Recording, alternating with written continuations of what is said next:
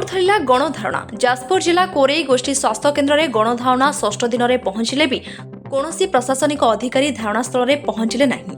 जाजपुर जिलार कोरेई गोष्ठी स्वास्थ्य केन्द्र सम्मुख में गणधारणा बलवत्तर रही।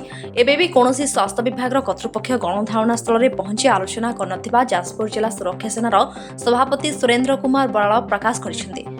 खबर मुताबक कोरेई गोष्ठी स्वास्थ्य केन्द्र में लगी रही विभिन्न समस्या को नहीं 10 दफा दाबी को नहीं गत 5 तारिख पवित्र गुरुदिवस ठारू सुरक्षा सेनार सभापति सुरेन्द्र कुमार बराल आवाहकत्व अनिर्दिष्ट काल चलता शांतिपूर्ण गणधारणा आज पंचम दिन में पहुंची।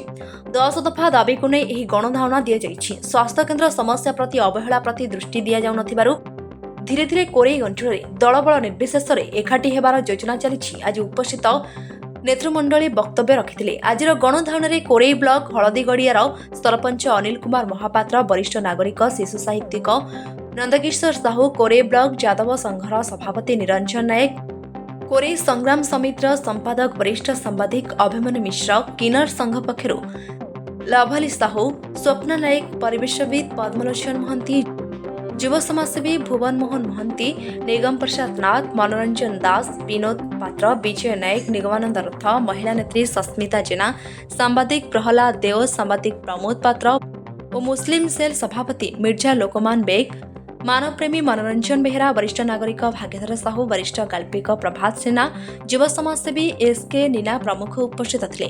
10 दफा दाबी पूर्ण नहेबा पर्यंत यह गणधारणा चलिब बोली सुरक्षा सेनार सभापति सुरेन्द्र कुमार बराल प्रकाश करिसेंति। धारणा षष्ठ दिन में पहुंचले भी सरकार अद्यावधि नीरव द्रष्टा होई रहिसेंति। दिनकु दिन वरिष्ठ समाजसेवी गणधारण में जोग देउछंति। जाजपुर कोरेईरू निगम प्रसाद नाथ रिपोर्ट एएम मीडिया। घटिले कोरेई चिकित्सालय आसिक विभिन्न नेता समाजसेवी कुंभीर कांदना कांदती। आज ये गणधारणा दि जाए। गणधारणा दिनकू दिन तीव्र तीव्रतर होगा जाऊँगी। से तरफ किसी सहयोग एठारे आपण परिलक्षित करिसेंति कि नेता माने केवल फोटो सोशल मीडिया रे नेता होई पहुंचिया को चेष्टा करछंती। प्रैक्टिकल नेता नांती जदि जे के प्रैक्टिकल नेता अछंती कि प्रैक्टिकल आम सरकार अधिकारी लोकन समस्या सहित जड़ित अछंती डिबेट रखु सर्वसम्मुख मु सुरेन्द्र बराल प्रतिज्ञा करछि जो डाकिबे डिबेट लोकों अधिकार आम कोरेई मेडिकल आवश्यकता पूरण जीवु सर्वसम्मुख आम प्रस्तुत अच्छु लोकों राइट्स लड़िया डिबेट को डाकतु आम आह्वान दौचु ए मीटिंग रे जदि आप स्टेज तल को आसपारना आपण खरा को आसपारना राजरास्ता को आसपारना आपण एसडीएम को डाकतु सचिवालय को डाकतु विधानसभा को डाकतु आम डिबेट रखू जे कोरेई अंचल नागरिक मान अधिकार कौन स्वास्थ्य सेवा केते गुरुत्व सेवा एमाने कौन अवहेलित होउछंती आ कोरेई स्वास्थ्य सेवा कोरेई मेडिकल आवश्यकता कौन कौन रही आम डिबेट रे सम्मुखीन होगा प्रस्तुत।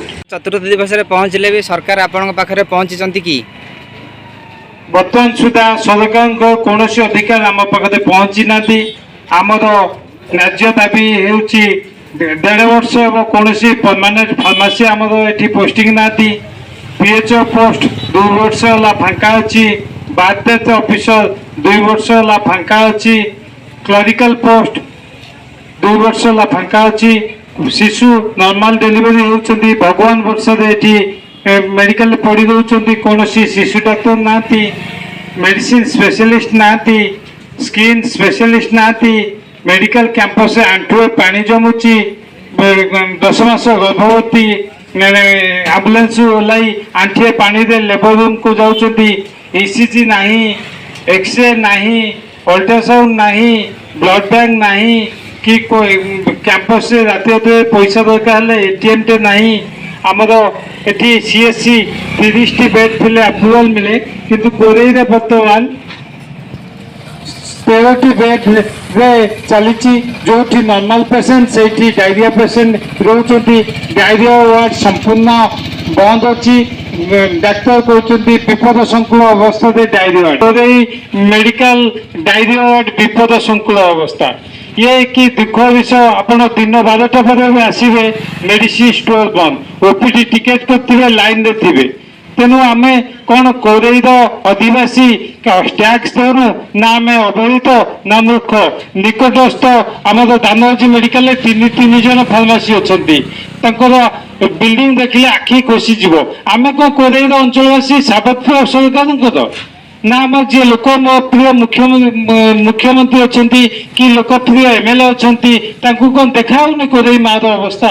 କୋରେଇର ମାଆଟେ ଭଉଣୀଟେ ଚିକିତ୍ସା ପାଇଁ ଆତ୍ମ ଚିତ୍କାର କରୁଛନ୍ତି, ଛଟପଟ ହେଉଛନ୍ତି। ଦିନ 12ଟାରୁ ସକାଳ 8ଟା କାଲି ବନ୍ଦ ଥିଲା ମେଡିସିନ ଷ୍ଟୋର। କ'ଣ ଆମର କିଛି ଅଧିକାର ନାହିଁ? ଦୁଇଟିଟେ କିଣିଲେ ଆମେ ଟ୍ୟାକ୍ସ ଦଉଛୁ, କ୍ଷୀରଟେ କିଣିଲେ ଟ୍ୟାକ୍ସ ଦଉଛୁ। କ'ଣ ଆମଠୁ ଅଧିକ ଟ୍ୟାକ୍ସ ଦଉଛନ୍ତି ବଚଣାବାସୀ, ଧର୍ମଶାଳାବାସୀ?